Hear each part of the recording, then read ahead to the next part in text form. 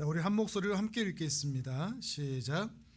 위로부터 오시는 이는 만물 위에 계시고 땅에서 난 이는 땅에 속하여 땅에 속한 것을 말하느니라. 하늘로부터 오시는 이는 만물 위에 계시나니 그가 친히 보고 들은 것을 증언하되 그의 증언을 받는 자가 없도다. 그의 증언을 받는 자는 하나님이 참되시다는 것을 인쳤느니라. 하나님이 보내신 이는 하나님의 말씀을 하나니 이는 하나님이 성령을 한량없이 주심이니라. 아버지께서 아들을 사랑하사 만물을 다 그의 손에 주셨으니 아들을 믿는 자에게는 영생이 있고 아들에게 순종하지 아니하는 자는 영생을 보지 못하고 도리어 하나님의 진노가 그 위에 머물러 있느니라. 아멘. 우리가 지난 시간에는 세례 요한에 대한 이야기를 같이 한번 보면서 은혜를 누렸는데요. 세례 요한은 이제 자신은 사라져야 된다. 그리고 예수님은 흥해야 한다. 이런 말을 했습니다. 정말 신앙적인 표현이고 정말 매력적인 사람이라는 것을 생각할 수 있었습니다. 영원한 생명의 빛, 태양보다 더 밝은 생명의 빛이 왔으니 촛불처럼 잠깐 빛나던 자신은 더 이상 이 땅에 필요 있는 존재가 아니라는 것을 아는 것이죠. 그래서 자기도 이제는 자기를 부인하고 자기 십자가를 지고 예수님을 따라야 하는 존재로 서야 한다는 것을 너무도 잘 알고 있었던 것입니다. 자기 때가 끝났다, 그래서 물러나야 한다는 그 씁쓸함, 쓸쓸함이 아니라 하나님께서 나를 부르셔서 사용하셨고 그 임무를 완수했다고 하는 기쁨, 정말 똑같은 환경인데 전혀 다른 감정이죠. 그 기쁨이 이 세례 요한에게 가득했던 것이죠. 자신은 녹아져도 상관없었습니다. 빛을 비추다가 소금처럼 살다가 희미해지고 사라져도 상관이 없었습니다. 오직 예수 그리스도만 드러나면 된다는 마음 때문이죠. 왜냐하면 예수님은 이런 분이시기 때문입니다. 오늘 본문은 그걸 말하고 있습니다. 예수님은 이런 분이시다. 자, 31절에서 성경을 보시면서요, 33절까지 같이 한번 읽어볼까요? 31절에서 33절 시작. 위로부터 오시는 이는 만물 위에 계시고 땅에서 난 이는 땅에 속하여 땅에 속한 것을 말하느니라. 하늘로부터 오시는 이는 만물 위에 계시나니 그가 친히 보고 들은 것을 증언하되 그의 증언을 받는 자가 없도다. 그의 증언을 받는 자는 하나님이 참되시다는 것을 인쳤느니라. 아멘. 이런 말입니다. 예수님은 하늘에 계신 분이시다. 나는 땅에 있는 사람이다. 예수님은 하늘에 있는 것을 말하시는 분이고 나는 땅에 있는 존재이기 때문에 땅의 것을 말할 수밖에 없는 그런 피조물에 불과하다 하는 것이죠. 이 인간의 한계, 하나님과 우리 자신의 인간의 격차, 이것을 너무나 잘 알고 말하고 있는 것입니다. 그런 의미에서 기독교는 여타의 종교 그리고 그 종교들의 신화와는 매우 근본적인 차이가 있습니다. 다른 종교와 신화들은 인간이 만들어낸 창작물이죠. 그래서 예측이 가능합니다. 이렇게 했는데 저렇게 했는데, 인간의 한계 안에서 그들의 상상과 또 그들이 하지 못하는 것에 대한 소원, 하늘을 날고 번개를 때리고 뭔가를 만들어내고 하는 그런 인간의 욕망들과 탐욕이 그 신화 안에 들어 있습니다. 그러니 인간 세상과 신화의 내용과 크게 차이가 없죠. 그런데 기독교는 다릅니다. 기독교는 예측이 불가능합니다.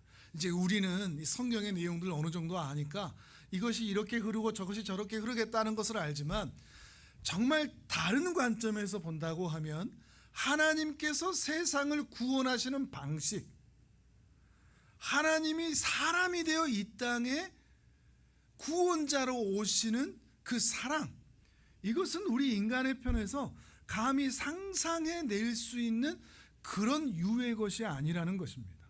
이 인간의 욕망이나 인간의 탐욕이 반영되어 있는 것도 아닙니다. 철저하게 하나님의 이야기가 기록되어 있는 것이 바로 성경이라는 것이죠. 성경은 여타의 신화들과 이렇게 차이가 날 수밖에 없다는 것입니다.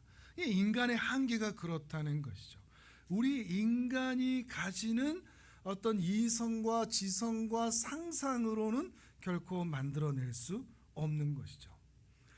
실제로 그렇습니다. 우리는 하나님에 대해서 안다고 이야기를 하고, 또 하나님의 나라도 안다고 그러고, 또 하나님의 부르심, 하나님의 뜻, 이런 것도 우리는 어느 정도 안다고 생각을 하지만, 또 이만큼 교회를 다녔으니까 내가 기독교에 대해서 어느 정도 알아. 많은 사람들이 그렇게 이야기를 하지만 조금만 깊이 들어가 보면 아는 게 전혀 없구나 하는 것을 또 깨닫게 됩니다.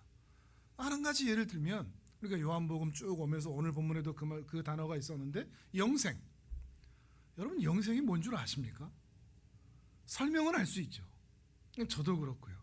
이 영생이라는 것이, 영원한 생명이라는 것이 이 세상에서, 그리고 저 세상에서, 저 천국에서 어떻게 실제적으로 펼쳐지는 것인지 사실 우리는 모릅니다. 그렇지 않습니까? 아는 척하는 거죠. 그뿐 아니죠. 모든 단어들이 그렇습니다. 구원, 하나님의 사랑, 하나님의 지혜, 우리는 다 안다고 얘기하고, 하나님의 나라, 구속의 역사, 이야기들은 다 하지만 정말 아는 것이 없습니다. 근데 아는 척하죠. 나 구원 받았어. 근데 그게 뭔지, 나 영생을 얻었어. 근데 그게 뭔지 모르면서, 그러면서 내 신앙이 괜찮은 것처럼 얘기합니다. 나 구원 받았어. 나 죄 사함 받았어. 죄 사함 받은 건 또 뭔가? 그거를 지식으로만 아닌 실제적인 하나님 앞에서의 죄 사함이 무엇인지를 깊이 알지 못하면서 우리는 다 아는 것처럼 얘기를 한다는 것이죠. 우리 인간의 한계를 인식하지 못한 채 우리 한 인간의 기준으로서 이야기를 하는 거죠. 정말 제가 방금 말씀드렸던 이런 말들, 나는 예수님을 믿습니다. 이게 내가 믿는다는 것이 가능한 것인가요?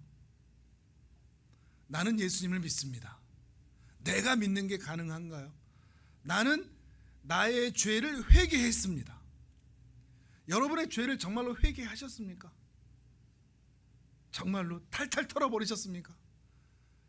나는 구원을 받았어. 확신하십니까? 나는 주님을 영접했어. 정말로 영접했을까요? 근데 우리는 내가 그게 가능한 존재인 것처럼, 나는 예수님을 믿을 수 있고, 나는 회개를 할 수 있고, 나는 주님을 영접한 사람인 것처럼 나중심으로 이야기할 때가 너무나 많다는 것입니다. 인간의 한계를 인식하지 못한 채 말이죠. 근데 오늘 본문 요한복음 3장 마무리에서는 나는 예수님을 믿습니다 라는 이 고백이 어떤 고백이어야 하는지 우리의 기준을 한참 올려놓습니다. 우리에게 그거를 확인하도록 하는 것이죠. 요한복음 1장부터 말씀을 드렸고, 또 오늘 기도도 그렇게 했었지만, 우리는 구원을 선택할 능력이 없습니다. 자기 비하라고 생각할지도 모르겠지만 우리는 무지하고 무능하며 무력합니다. 비참하고 비루하고 연약한 존재입니다. 인간은 수렁에 빠져있는 죄인입니다. 근데 그 수렁에서 스스로 나올 수 있는 능력도 없는 존재입니다. 그러면서도 하나님을 아는 듯이, 그리고 세상을 다 아는 듯이, 인간을 다 아는 듯이 그렇게 말한다는 것이죠. 그렇게 말했던 사람들이 참 여럿이 있는데, 욥이 그런 적이 있습니다. 욥. 그 욥에게 하나님이 뭐라고 하시는지 한번 볼까요? 한번 성경을 찾아보겠습니다. 욥기 38장을 찾아보겠습니다. 구약 성경 799페이지쯤에 있습니다. 화면에는 안 나오니까 오늘 오랜만에 찾아보시죠. 욥기 38장 1절부터 한번 보겠습니다. 시편 옆에가 있습니다. 욥기 38장 욥과 세 친구들이 한참 떠들고 나서 이제 하나님께서 욥에게 하시는 그런 말씀하시는 장면입니다. 자, 먼저 1절부터 7절을 먼저 읽어볼까요? 시작. 그때 여호와께서 폭풍우 가운데에서 욥에게 말씀하여 이르시되 무지한 말로 생각을 어둡게 하는 자가 누구냐? 너는 대장부처럼 허리를 묶고 내가 내게 묻는 것을 대답할지니라. 내가 땅에 기초를 놓을 때 내가 어디 있었느냐? 내가 깨달아 알았거든 말할지니라. 누가 그것의 도량법을 정하였는지, 누가 그 줄을 그것의 위에 띄었는지 네가 아느냐? 그것의 주추는 무엇 위에 세웠으며 그 모퉁이 돌을 누가 놓았느냐? 그때 새벽 별이 기뻐 노래하며 하나님의 아들들이 다 기뻐 소리를 질렀느니라. 아멘. 욥에게 하나님을 다 아는 것처럼, 인생을 다 아는 것처럼 떠드는 욥에게 내가 너한테 이거 물어볼 테니까 대답해봐 그러면서 창조 때 너 뭐 했냐? 이런 얘기입니다. 내가 땅에 주추를 놓을 때 너는 뭐 하고 있었느냐? 그거 네가 아느냐? 또 한번 찾아볼까요? 16절에서 18절도 읽어보겠습니다. 16절에서 18절 시작.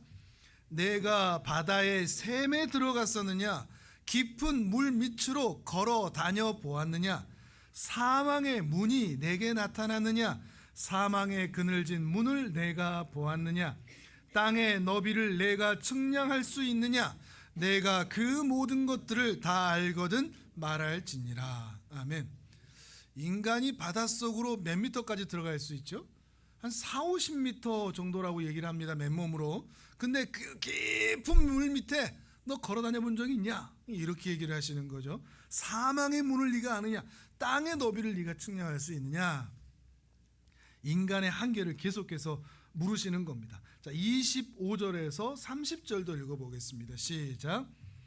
누가 홍수를 위하여 물길을 터 주었으며 우레와 번개의 길을 내어 주었느냐? 누가 사람 없는 땅에 사람 없는 광야에 비를 내리며 황무하고 황폐한 토지를 흡족하게 하여 연한 풀이 돋아나게 하였느냐? 비에게 아비가 있느냐? 이슬방울은 누가 낳았느냐? 얼음은 누구의 태에서 났느냐? 공중의 서리는 누가 낳았느냐? 물은 돌같이 굳어지고 깊은 바다의 수면은 얼어붙느니라. 아멘. 홍수가 나면 그 물길은 어떻게 가는 걸까요? 막 가는 것인 줄 알았는데 하나님이 그러시죠? 그 물길을 누가 터주느냐? 우레와 번개의 길, 그 길 누가 내느냐? 오묘하지 않습니까? 그냥 치는 번개와 이 우레에도 길이 있다는 것입니다. 비를 내리는 자가 누군지, 이슬이 내리는 자가 누군지 너희는 아느냐 하는 것입니다. 자, 한 번만 더 읽어보죠. 35절에서 37절도 읽어보겠습니다. 시작. 내가 번개를 보내어 가게 하되 번개가 내게 우리가 여기 있나이다 하게 하겠느냐? 가슴 속에 지혜는 누가 준 것이냐? 수탉에게 슬기를 준 자가 누구냐? 누가 지혜로 구름에 수를 세겠느냐? 누가 하늘에 물주머니를 기울이겠느냐? 아멘. 감히 하나님에 대해서 또 세상에 대해서 만물의 이치에 대해서 안다고 떠드는, 아는 척하는, 세상은 말이야, 사람들은 말이야, 자연은 말이야, 운명은 말이야 라고 감히 떠드는 사람들을 향해서 하나님께서 말씀하시는 겁니다. 네가 창조를 아느냐? 섭리를 아느냐? 너희가 아는 것이 대체 무엇이냐? 무엇을 한다고 이것은 이렇고 저것은 저렇다, 이것은 옳고 저것은 그르다, 이것은 선하고 이것은 악하다 그러느냐? 이렇게 묻고 계시는 것입니다. 근데 오늘 우리가 읽은 이 요한복음 3장은 마치 이러한 하나님의 그 지엄하신 우레와 같은 질문에 대한 참 신자의 대답 같습니다. 진정한 신자라면 그 질문에 대해서 이렇게 대답할 수 있다는 것이죠. 어떤 이는 이 고백이, 우리가 함께 읽은 이 본문의 고백이 3장의 고백, 3장으로 다시 넘어가 보겠습니다.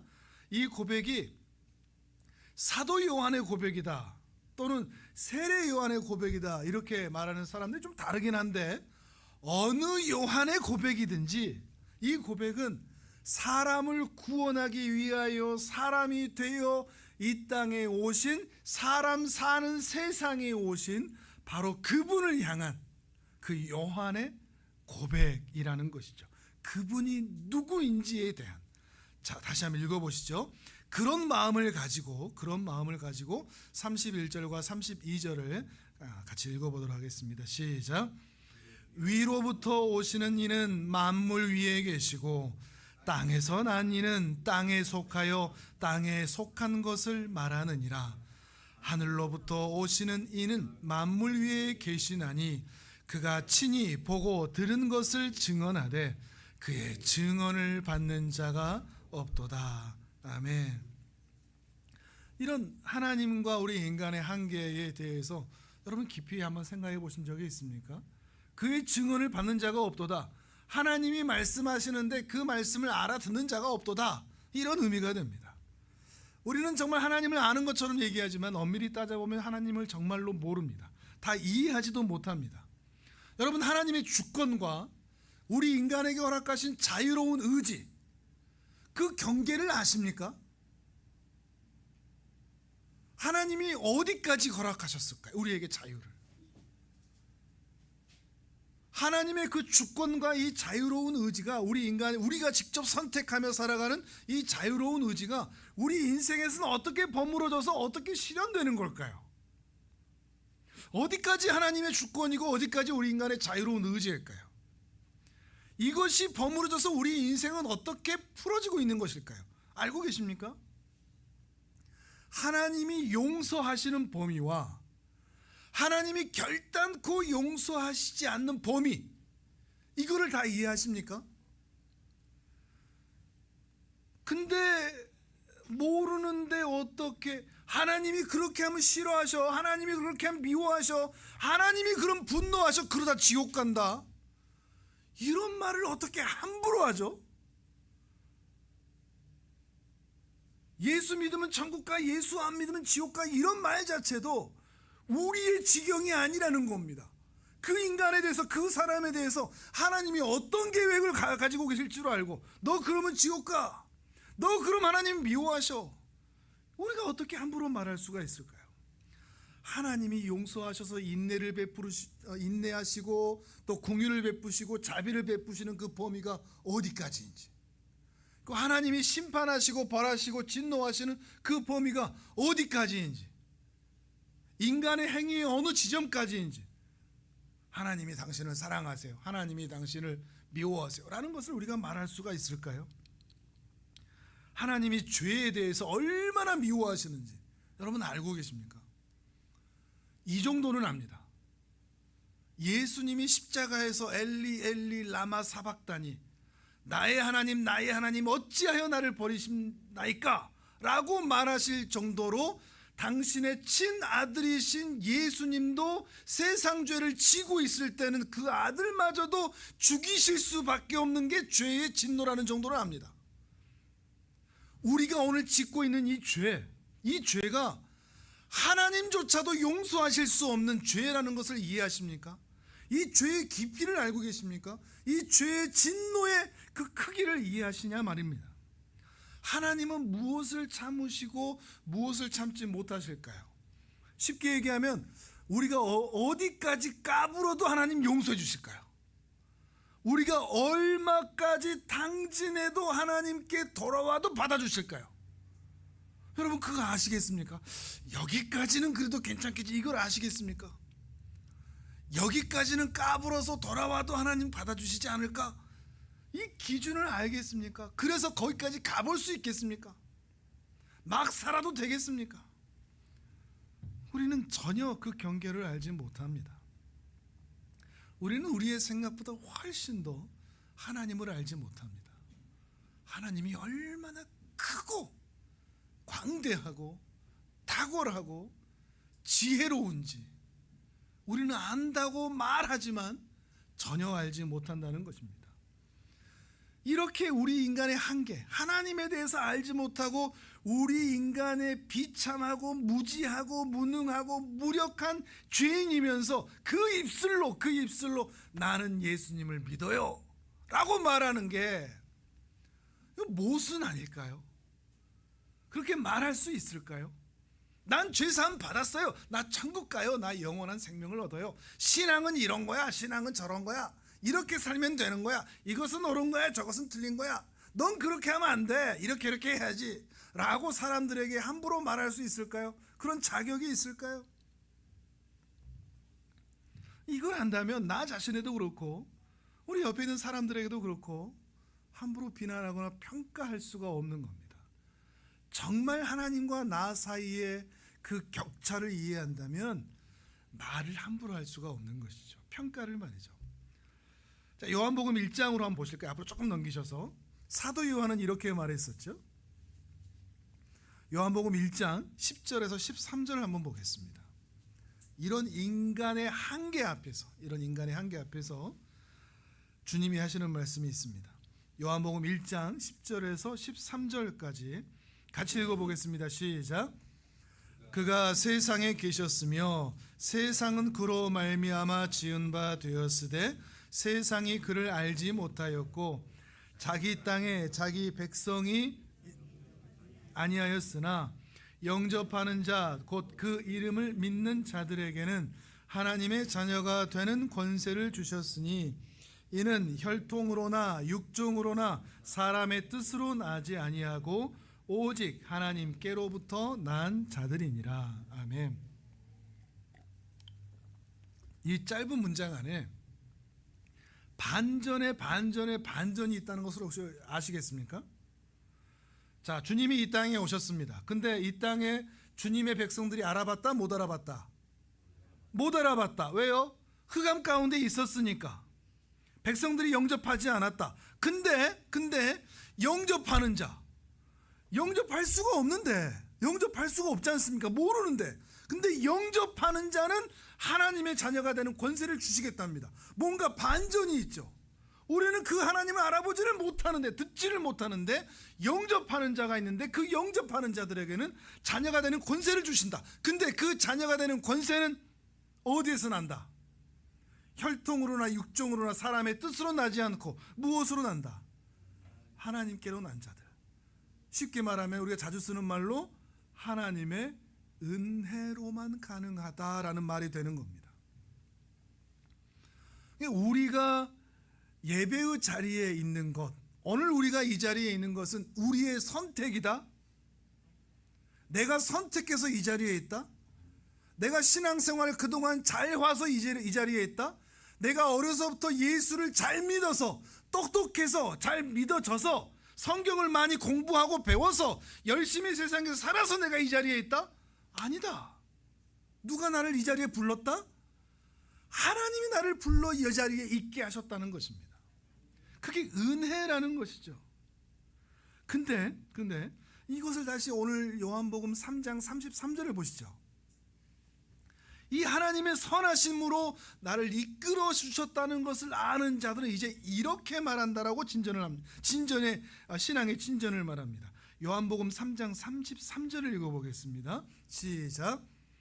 그의 증언을 받는 자는 하나님이 참되시다는 것을 인쳤느니라. 아멘. 32절에 그러죠. 증언을 받는 자가 없다 그랬죠. 못 알아듣는다는 것입니다. 근데 어느 순간 그 증언을 받는 자가 생긴다는 거죠. 예수 그리스도께서 하신 말씀을 알아듣는 자들이 생긴다는 겁니다. 영접하는 자, 믿음이 생긴 자가 생겼다는 거죠. 그 자들은 이제 어떻게 한다? 어떻게 말한다? 하나님이 참되시다라고 말하기 시작한다는 것입니다. 하나님이 참되시다는 것은 또 다르게 얘기하면 하나님이 선하시다, 하나님이 옳으시다라고 말한다는 겁니다. 자, 이게 신앙의 진전으로서 하는 이야기들인데 이게 어떻게 풀어지는가 하면 우리는 보통 이렇게 얘기합니다. 난 예수님 믿어요. 이게 최고의 믿음의 고백이죠. 난 예수님 믿어요. 근데 나는 예수님을 믿어요. 그 다음 단계가 있습니다. 나는 예수님을 믿는다는 것에는 어떤 것이 함께 있냐면 하나님을 믿기도 하지만 세상도 사랑하는 그 마음도 함께 있습니다. 선과 악이 공존하지만 그냥 내 신앙의 상태가 어떠하든지 나는 그냥 예수님 믿는다는 겁니다.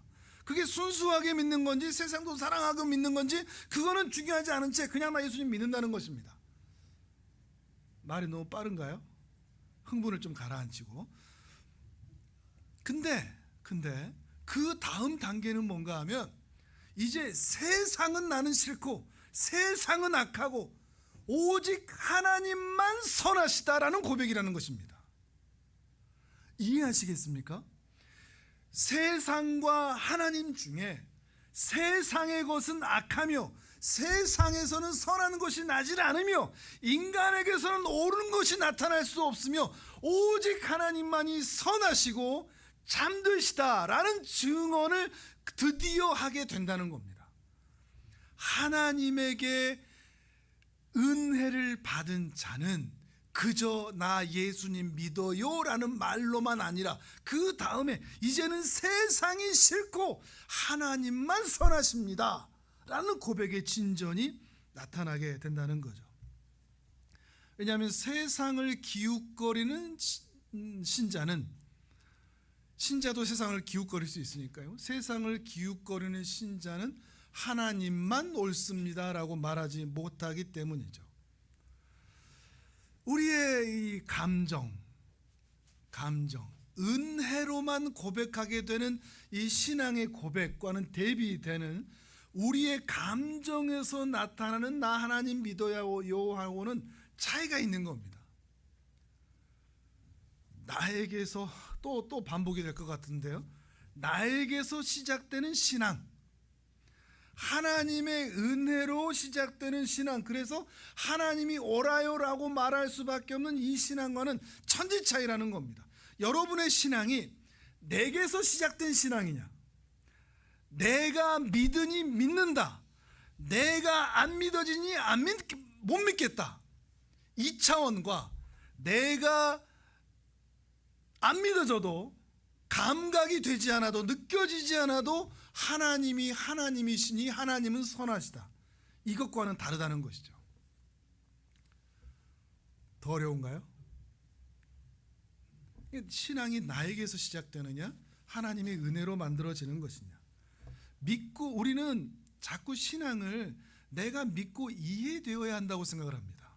믿어져야 된다고, 뜨거워져야 된다고 생각합니다. 그러나 내가 믿어지지 않아도 하나님은 계시니 계시는 겁니다.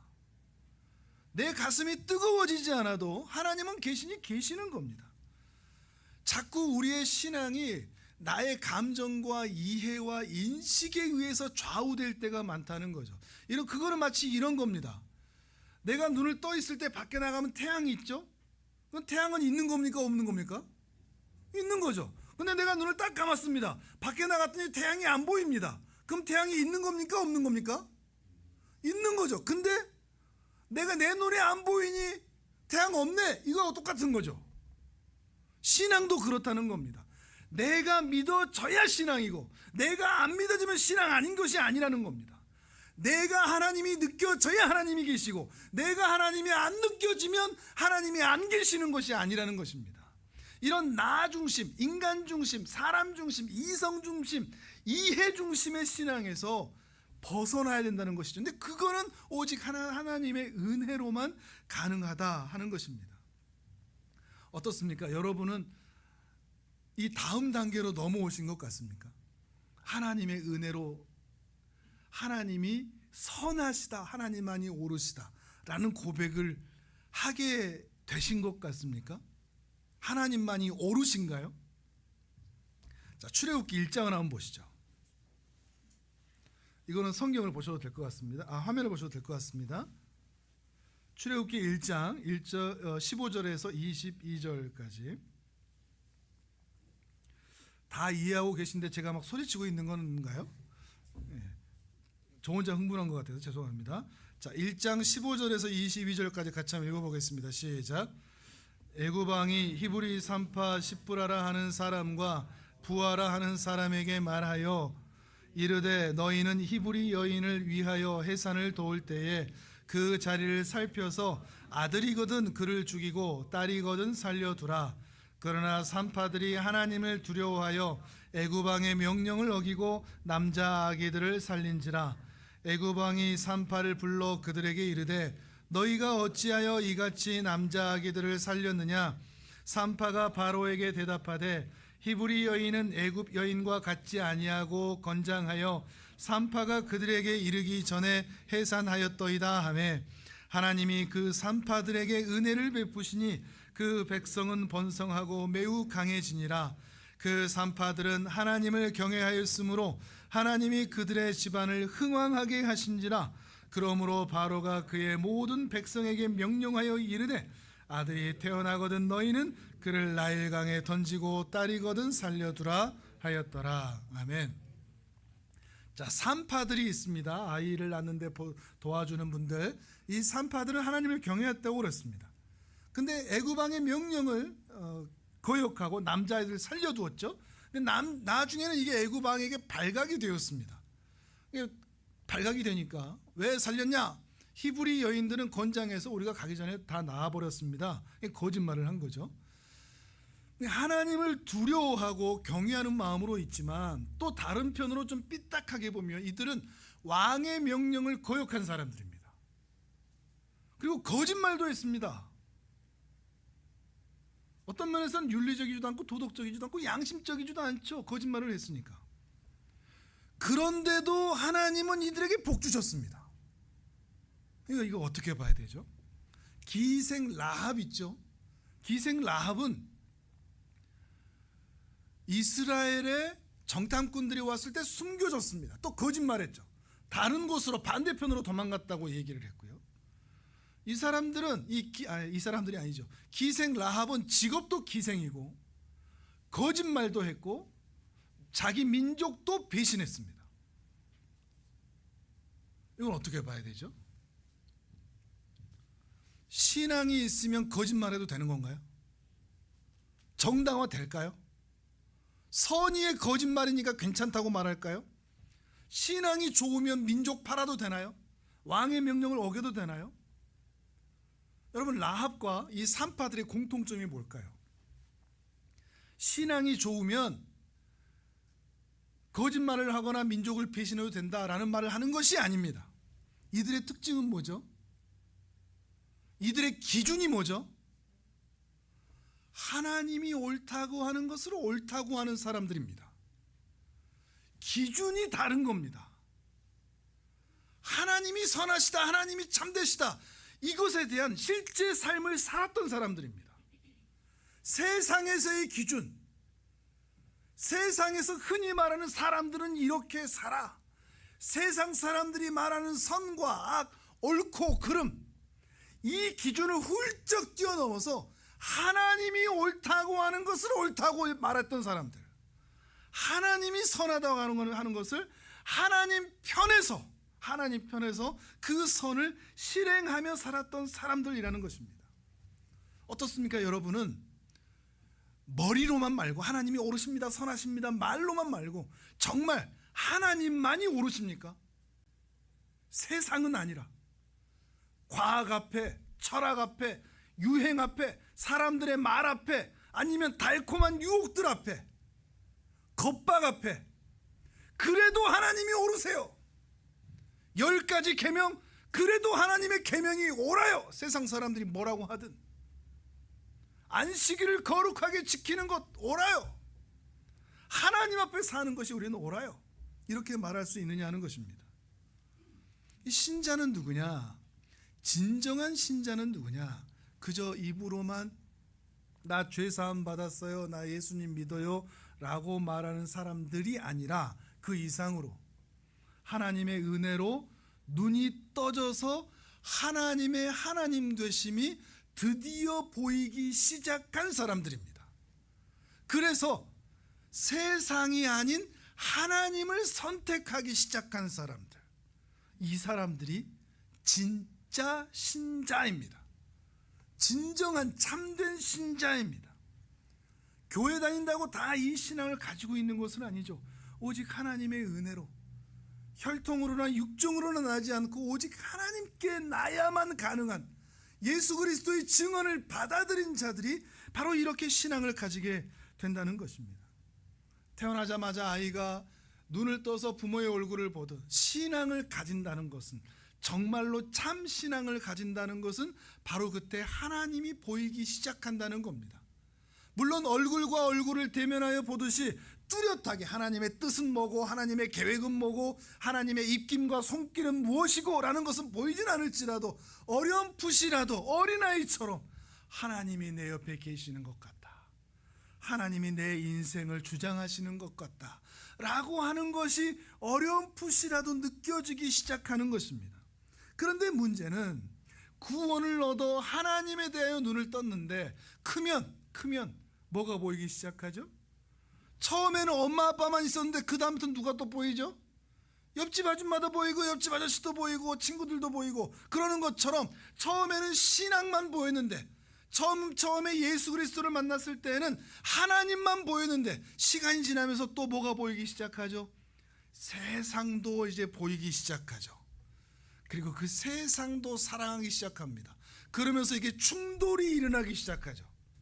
내가 사랑하는 이 세상에 대해서 하나님은 왜 은혜를 베풀지 않지? 악인들은 왜 이대로 그대로 있지? 왜 전쟁과 처처의 기근과 아프리카의 난민들과 저 악인들은 왜 하나님께서 벌하지 않으시는 것이지? 왜 하나님은 이 내가 사랑하는 이 세상에 대해서 개입하지 않으시느냐? 이런 질문을 하는 사람들이 대부분 그 안에 뭐가 있느냐? 세상을 사랑하는 마음이 있는 겁니다. 근데 정말 하나님만이 오르시다 하는 것을 안다면 그런 부분들이 있다고 할지라도 하나님의 선하심의 모든 걸 내어 맡길 수가 있는 것이죠. 하나님의 일하심과 하나님의 뜻을 우리는 이해하기 어려울 때가 정말 많습니다. 쉽지 않습니다. 정말 하나님을 믿는다는 것이 무엇인지, 우리 인간의 연약함 때문에 말이죠. 하나님을 믿는 것이 어렵다, 이거는 신앙의 연수가 오래되든 초보 신앙이든 똑같은 것 같습니다. 수학 시험을 보는데 너무 어려워서 이름만 쓰고 나왔습니다. 그래서 하는 말이 뭔가 하면 수학 문제 너무 어렵다, 오늘 진짜 어렵다. 근데 공부 잘하는 친구가 1시간 내내 풀다가 다 풀고 한 문제 못 풀고 나왔는데 그 친구가 뭐라고 하는지 아십니까? 수학 문제 오늘 너무 어렵다. 수학은 항상 어려운 겁니다. 잘하나 못하나. 이 고차원적인 말을 이해하십니까? 알아들으십니까? 신앙은 어려운 겁니다. 오래됐으나 짧게 됐으나 많이 하나 적게 하나 신앙은 누구에게나 어려운 것입니다.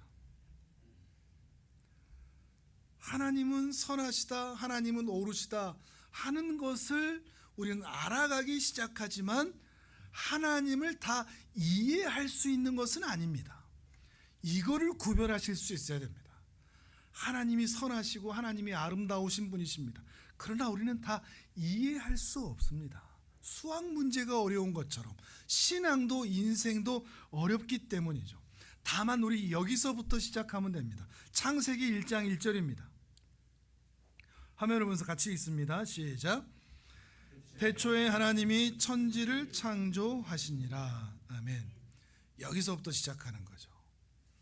창조주 하나님, 창조주 하나님. 내가 믿는 하나님이 어떠하다 이거 말고 창세기 1장 1절부터 시작하는 세상 모든 만물을 지으신 그 창조주 하나님에서부터 시작하는 겁니다. 근데 불신 세상은 이걸 인정하지 않죠. 조롱하죠. 오히려 희롱하고요. 세상은 하나님 편을 들지 않으니까요. 근데 이 전능하심, 이 하나님의 손길이 어떻게 나타나는가 하면 이 창세기가 좀 독특한 게 뭔가 하면 하나님 스스로 증명하신 적이 없습니다. 내가 이걸 창조했다라고 하는 걸 스스로 변호하시거나 과학적 증거를 제시하시거나 현실적 대안을 만들어 보여주신 적이 없습니다. 하나님은 어떻게 보여주실까요?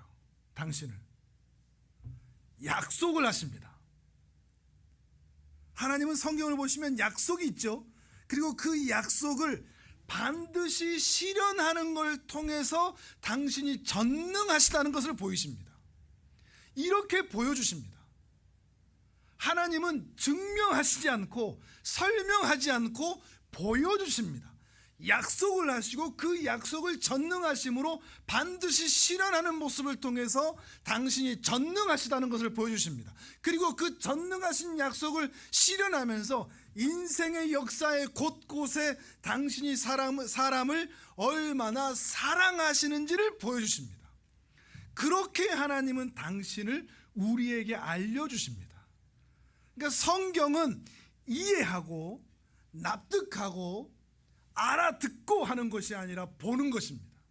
성경의 역사를 통해서 그의 전능하심과 사랑하심이 보여지듯이, 그 족적에 나타나듯이 우리 인생에서도 당신의 약속들이 내 인생에 어떻게 이루어지고 있는지 그 가운데 전능하심과 사랑하심을 확인하며 믿는 것입니다. 기적이 나타나야 믿는 게 아니고, 내 앞에 홍해가 갈라져야 믿는 게 아니고, 내 삶의 역사 처처에 이루어지시는 하나님의 전능하심과 능력과 그 사랑을 보면서 하나님은 사랑이시구나 하는 것을 직접 경험하며 확인하는 것이죠. 그런데도 자꾸만 확인시켜달라고, 설명해달라고, 납득시켜달라고 하는 분들이 있습니다. 그러나 하나님은 우리의 이해의 차원이 아니십니다. 그러면 신이 아니죠. 우리가 납득될 만한 정도면 신이 아니죠. 신이라고 말할 수가 없죠. 우리의 이해와 지혜와 이성과 인식의 차원을 넘어섭니다. 그러니까 내가 이해돼야 믿겠다, 내가 느껴져야 믿겠다, 이 차원을 넘어설 필요가 있다는 것입니다. 그렇게 하면 수학 문제 못 풀듯이 신앙도 안 풀립니다. 신앙의 진전도 이루어지지를 못합니다. 그래서 기독교는 은혜의 종교라고 말하는 것이죠. 에베소서 2장 8절 9절 화면을 보면서 같이 읽겠습니다. 시작. 너희는 그 은혜에 의하여 믿음으로 말미암아 구원을 받았으니 이것은 너희에게서 난 것이 아니요 하나님의 선물이라. 행위에서 나는 것이 아니니 이는 누구든지 자랑하지 못하게 함이라. 아멘. 우리의 행위나 지성이 아니라고 그러죠. 오직 하나님의 은혜라라고 말하는 것이 바로 이런 의미입니다. 이걸 믿을 수 있다면 여러분 정말 큰 믿음을 가지는 겁니다. 행위로 뭔가 업적이 많아야 큰 믿음이 아니라 은혜에 의하여 오늘 우리가 존재하고 있다는 것을 믿는다면 그건 정말 큰 믿음이라는 것이죠. 하나님의 선물로 사는 인생이다라는 것입니다. 이 은혜에 의하여 우리가 오늘 살아가고 있다고 고백하고 믿는 사람만 콧노래가 나옵니다. 이걸 이해할 수 있을까요?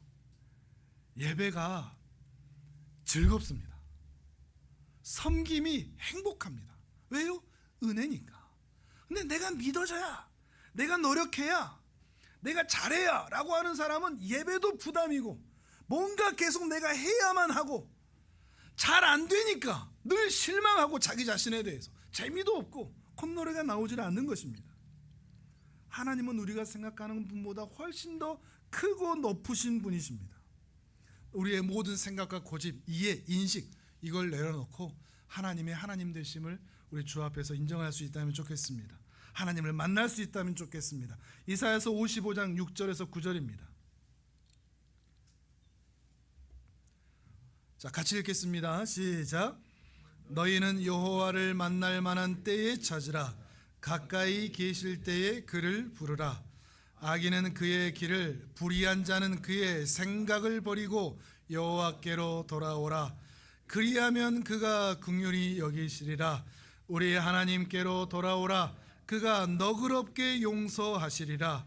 이는 내 생각이 너희의 생각과 다르며 내 길은 너희의 길과 다름이니 여호와의 말씀이니라. 이는 하늘이 땅보다 높음같이 내 길은 너희의 길보다 높으며 내 생각은 너희의 생각보다 높음이니라. 아멘. 내가 믿어져야 하나님을 믿겠다라고 말하는 것은 하나님과 자신을 동등하게, 대등하게 여기는 것입니다. 그 노력들을 내려놓고 하나님을 찾으시고 만나시는 은혜가 있기를 바랍니다. 에이, 설마 제가 하나님과 대등하게 여길까요? 예, 근데 그런 분들 되게 많습니다. 예를 들면 주변에 이런 분들 꼭 있죠. 정답을 말하는 분들. 정답을 말하는 분들. 제가 사람들을 만나면서 제일 힘든 분들이 사실 이런 분들입니다. 예배드려. 뭘 걱정해. 걱정하지 마. 진짜 어떻게 좀 하고 싶습니다. 걱정이 안 될 수가 없는데 걱정하지 마. 기도해. 찬송해. 예배드려. 새벽기도 나가. 신앙이 있다면서 뭘 염려해. 엎드려. 기도해. 염려하지 마.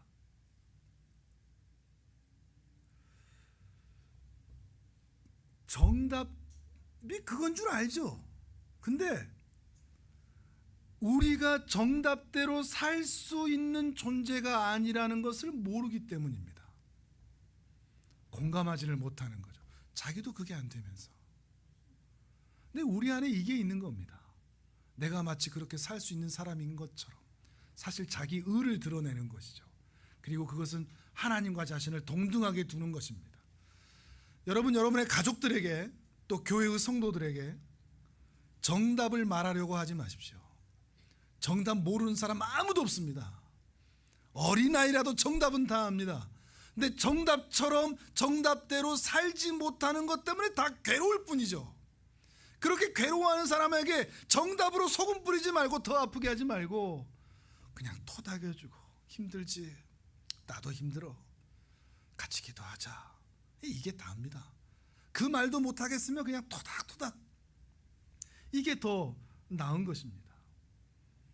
우리는 수학 문제 어렵듯 신앙이 어렵고 인생이 어려운 사람들이니까요. 우리 하나님의 은혜로 여기까지 와 있습니다. 몇 마디 아는 말로 아는 척하지 말고 몇 가지 행동했던 걸로 다 한 것처럼 하지 말고 그저 하나님의 은혜만 기억하고 그 은혜 앞에서 납작이 엎드릴 수 있다면 좋겠습니다. 그저 하나님께서 여기까지 인도해 오셨듯 앞으로도 그렇게 인도하실 줄 믿고 오늘 나에게 주어진 환경에 감사하고 오늘 나에게 주어진 사람들을 기뻐하고 오늘 주어진 하루하루를 가치 있게 살아갈 수 있는 하나님의 사람들 되시기를 주님의 이름으로 축복합니다. 아멘.